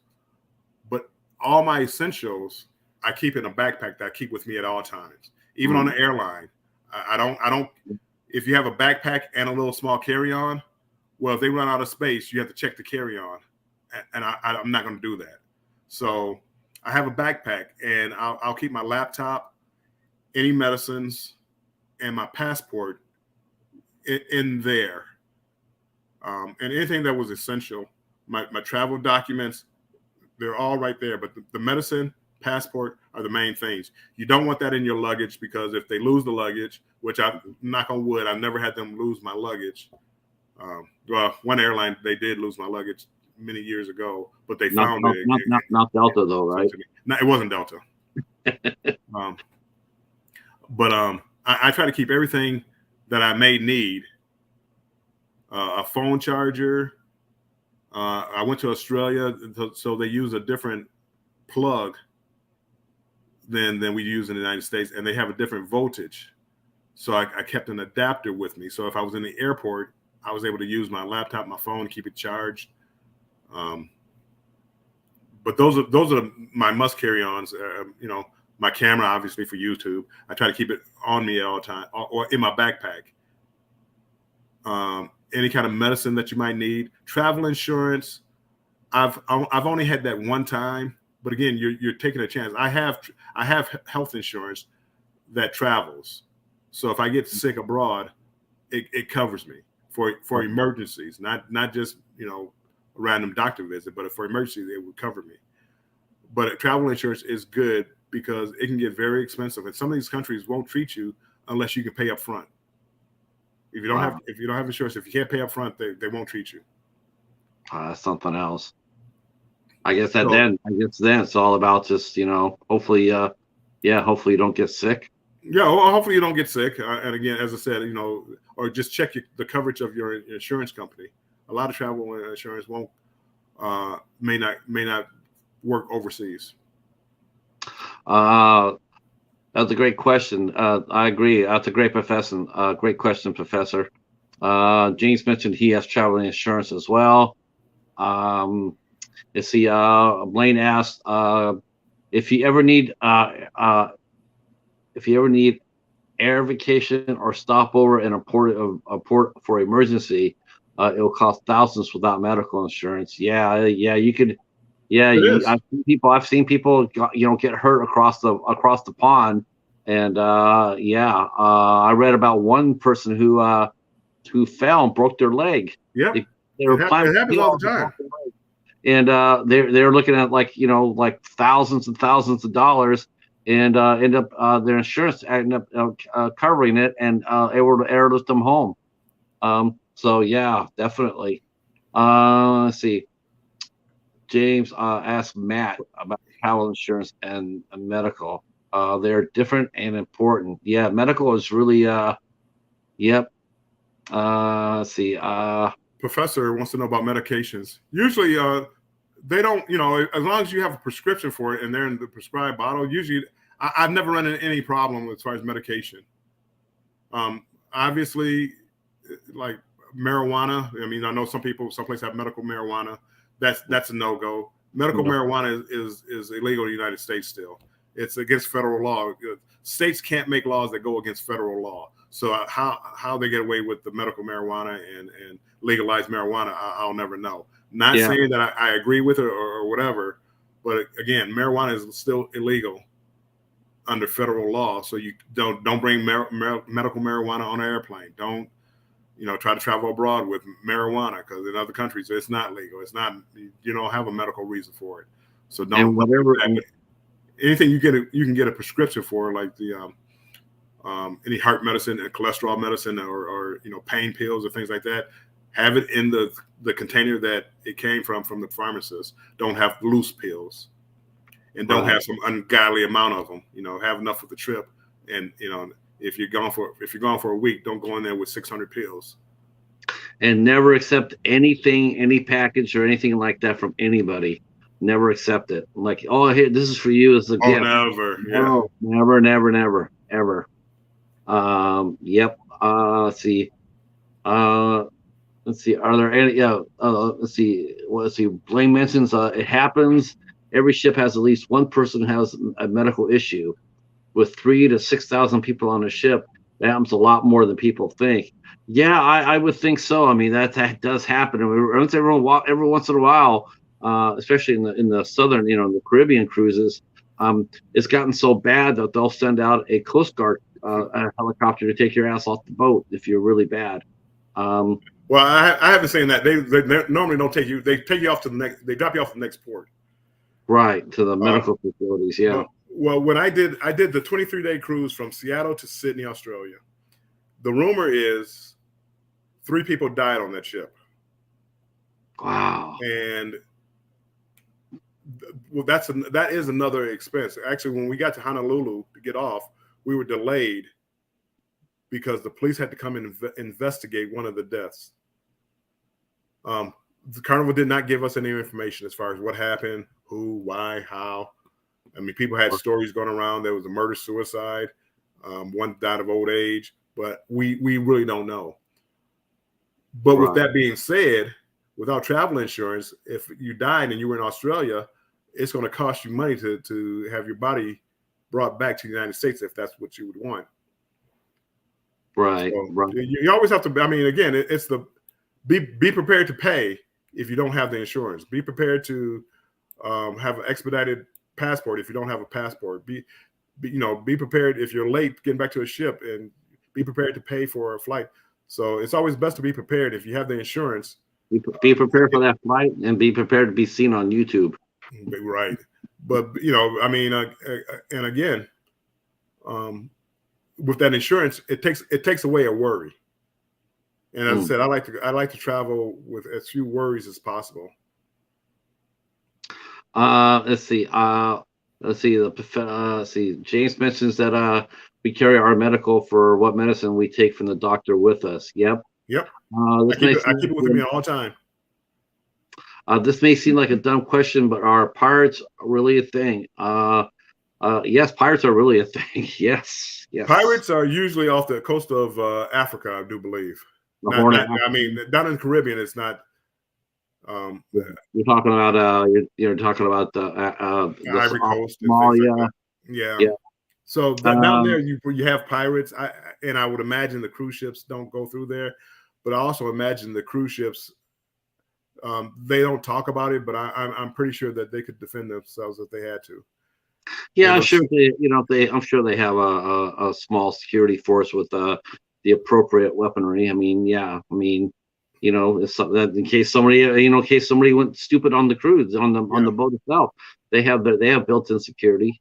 Just like we have air marshals or whatnot. Yeah. These are really great questions too, by the way. This is very enlightening for people who want to travel abroad or what have you. So yes, thank you so much. I put down your channels down below if you want to ask Warmstrong some other questions. We put down his Instagram page, and also put down his YouTube channel page. But if you have questions, you can go ahead, and if it's all right to say this, if you have questions, I'm sure that he wouldn't be mind. He'll answer them the best of his ability. Oh yeah, no problem. Yeah. I Um, love talking, especially if it's cruising. I love talking about cruising, but just travel in general. yeah. I'm willing to talk to anybody about any topic if I know if I can help you any kind of way. James mentions Please let me know. pirates try to come on ship. They lose too many vets on cruise ships. Yeah, there's a lot of vets. A lot of yeah. I don't think though. I'm not sure if any cruise ships actually go down off the coast of Somalia. I'm not really. I don't think so. I mean, again, cruise ships they couldn't remain in business if people felt unsafe to travel on them. So they're not going to go places where if there's an uprising in at one time they stopped going to Haiti, or there was an uprising in places like that Oh, where that's there right. where Right. there's unrest. They used to go to Russia, but they stopped because of what's going on up there. If it's someplace that they feel that's unsafe, then they're not going to send you. Sure. Um, would you, Blaine's asked, would you suggest people going through a travel advisor or book yourself? I probably would go through an advisor early in my travel career.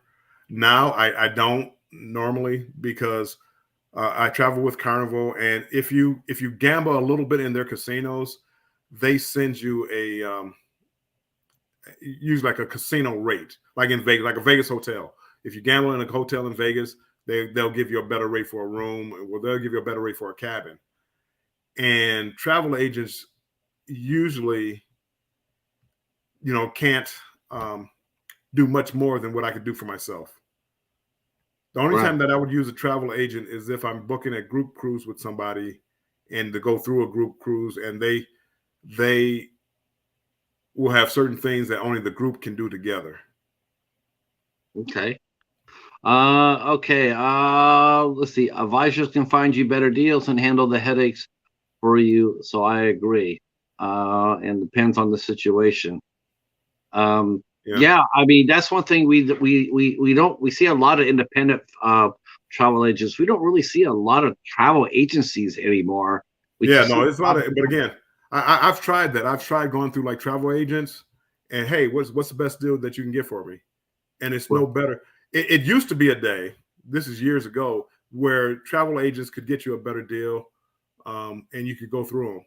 Now, I've never got a cheaper deal going through a travel agent. Right, The right. only thing that might have been different, they might have threw in a bottle of wine for the room or something like that. But I've never got a better deal. Do other ship lines do they ever match prices? Do they price match with other lines? If they have a special for $500, let's say the other one airline ship line is offering $500 for a Caribbean cruise. Will they match it? I think they try to stay competitive. Okay. Um, I don't know. I don't know if they actually do like a match. Um, I don't. It sounds like you've been to casinos before, so they have like tiers as far as loyalty for loyalty. So Carnival, when you first get on a cruise ship, never been on a cruise ship before, they give you a blue card. You're a blue card. After that, up to 24 days, you're like a red card. 25 days to 74 days, you're a gold card. 75 days to 200 days, you're platinum. After 200 days, you're diamond. So they do have different prices there. And MSC, which is a cruise line, that's an up and coming cruise line, they will match your status.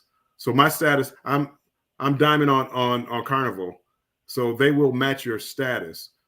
Nice. Um, and you get different certain little perks with it. Like I get laundry on the cruises and different luncheons and things like that because of my status. But as far as matching prices, just outright matching prices, I've never heard of that. Okay. Okay.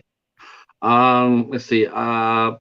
James mentions I'll be on ship with helping hands for cruising on March.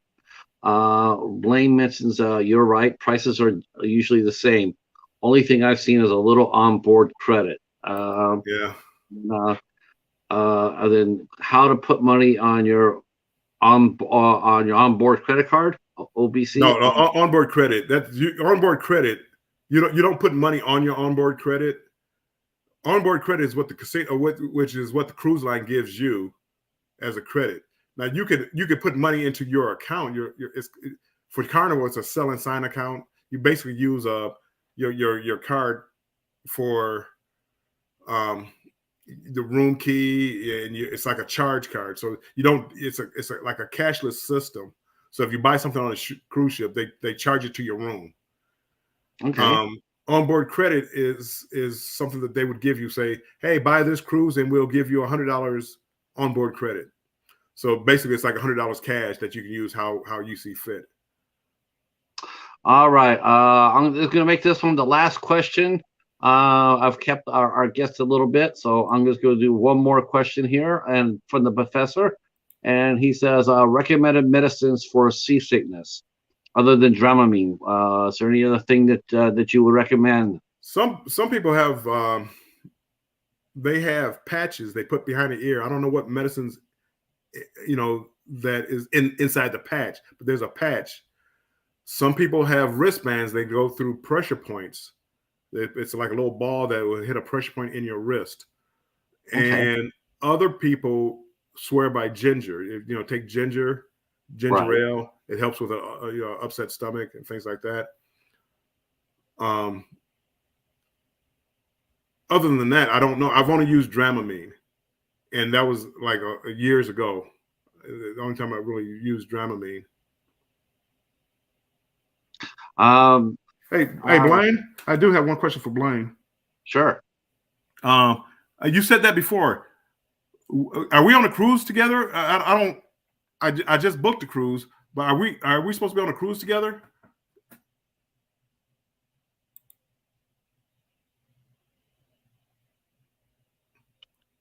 No problem, Professor. Or I mean, he may just be saying that that because we travel so much, we'll see each other soon. But okay.